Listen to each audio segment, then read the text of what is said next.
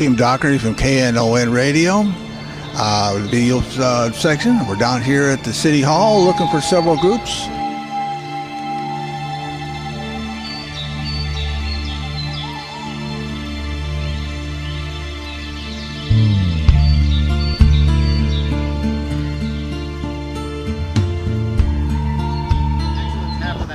Oh, really?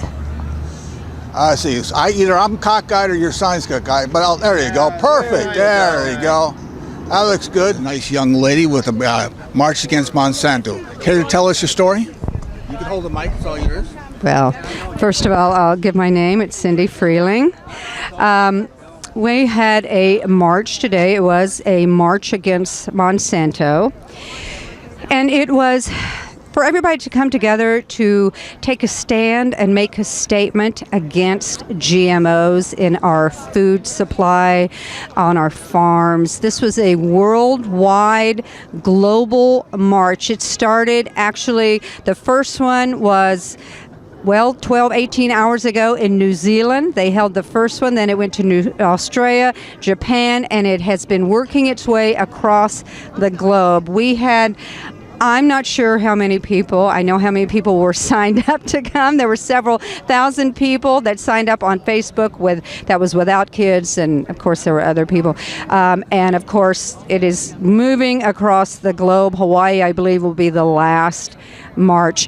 We want to make a stand against the fact that GMOs, which for years Monsanto and the other biotech industries have been saying it is to help feed the world. It will be drought resistant, worm resistant, bug resistant. That might have been the thought at the beginning, but that is not what is happening. For numerous reasons. It is not feeding the world. For one, Monsanto patents their seeds, and when they sell seeds to farmers, they make sure that at the end of the harvest, the farmers cannot replant their seeds. That's usually what farmers do. They replant their seeds. A lot of these farmers in poor countries, they cannot afford to buy more seeds, and so they are going broke. Their farms are going broke. They can't grow more crops. So it is not feeding the poor. As far as bugs and worms, what they do is Roundup Ready corn. Roundup is a pesticide that Monsanto makes. The corn is there's a gene that's spliced in it that shouldn't be in there to make it resistant to the pesticide, which means the farmer can spray as much Roundup pesticide on the corn that he wants, which means that you and I get that in our food. The pesticides, through numerous studies of science, show that they are not good for us, not good for our organs, our endocrine system. They are not good for the soil.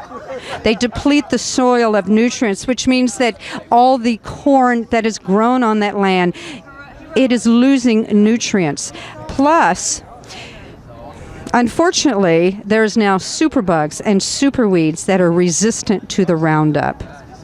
Monsanto actually is now having to pay the farmers to use competitors' pesticides because Roundup is not killing the weeds and the bugs like it's supposed to. So not only is our food getting the Roundup put on it, but also numerous other pesticides which don't belong there. All the studies that are independently done on GMOs show that they are harmful to animals that are fed GMOs. If GMO cows have been fed feed that have GMOs in it, they are having stillborns. They're having stillbirths, spontaneous abortions and stillbirths. Recently, there was research that came out about rats being fed GMO food. You can see pictures on the internet. They are not photoshopped. The rats have huge tumors. People wonder why there's more food allergies now, why people are getting sicker, why there's more autism. We believe that it is because of the GMOs. I know corn syrup is a huge issue. Well, the corn comes from GMO corn. For me personally, I had to give up corn a long time ago in 1997, knowing nothing about GMOs. I just tracked a particular problem that I was having with corn. I didn't realize until several years ago that it wasn't the corn, it was because the corn was GMO. I can now have some organic corn products. I have no issues whatsoever. So my body is very sensitive. One of the issues that the biotech proponents say is that, well, there's no known health causes. It's only because they can't actually track with people. Did they eat GMO? Is this causing the autism? Is it causing the weight gain? Is it causing the diabetes? Is it causing the heart disease? Years from now, that will come out. They will know. But for me personally, my body was so sensitive that I knew immediately. I can't have one tiny little bit of anything from any corn source that's GMO. I will have a little reaction on my face. More and more people are realizing this. There's so many issues about the corn. It's monoculture. The farmers used to farm and plant many types of products, and they would rotate, which what that does, it helps keep the nutrients in the soil. Now, they don't do that. They're subsidized. They plant all wheat or all corn or all soybeans, and the soil is just depleted. And unfortunately, the GMO pollen, especially with soy, it is spread by pollen. It blows into another farmer's land, which is organic, or he's trying to be non-GMO. And unfortunately, what Monsanto does, they then sue that farmer for patent infringement. I can't tell you how many dozens of farmers have gone bankrupt trying to fight in courts against Monsanto. They did not want GMO seeds or pollen in their land, and yet it happened anyway, and they were sued for patent infringement. That is just morally and ethically wrong. I can go on and on about the reasons why GMOs are bad. Shall I go on? Maybe address how that was a planned process.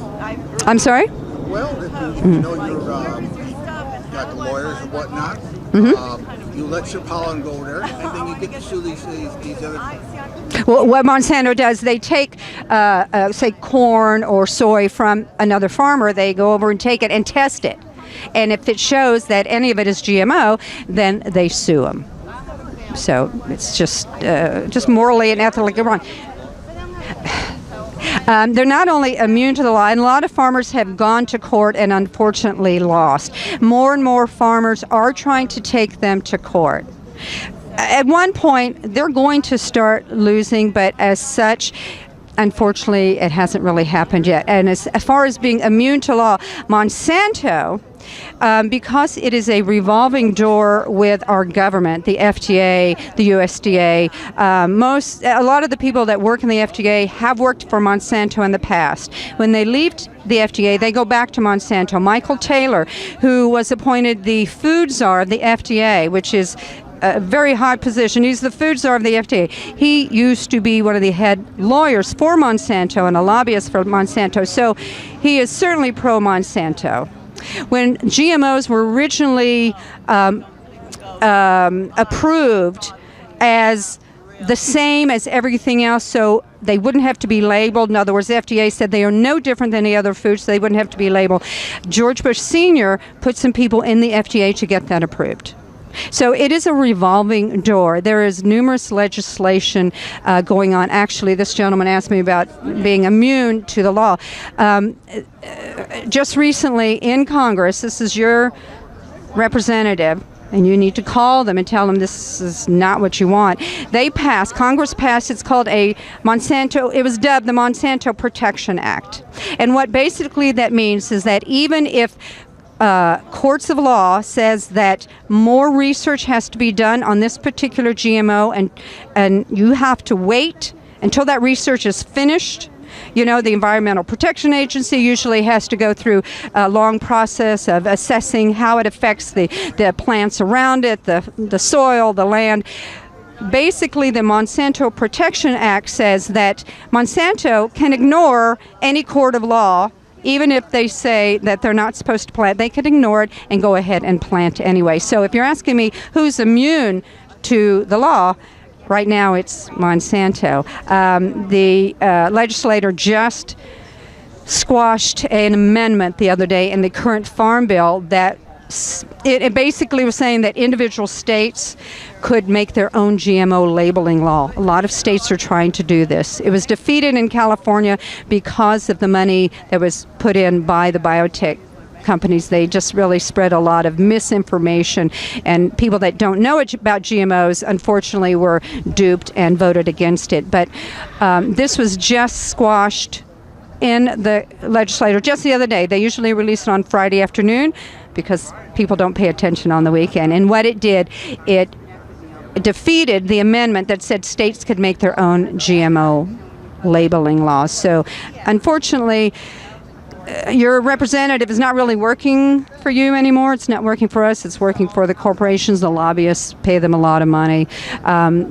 We need to get hold of our legislator. Call your representative. Call your senator. Call the White House. Tell them that how you feel about GMOs and how you feel about them passing laws that only protect the corporations and not you, your health, your children's health, our animals' health, the planet.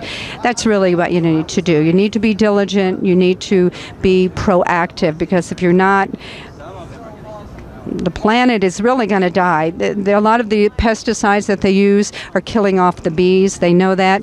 If we don't have bees to pollinate our food, we won't have food. That's really the bottom line. So, Thank you. You're welcome. My pleasure. This is William from Two Hats Publishing. Thank you for watching our little video. If you'd like to see more videos of this kind, please leave comments to that effect in the comments section below, or we'd love it when you call. All videos for the week are posted by Tuesday afternoon. So have a great day.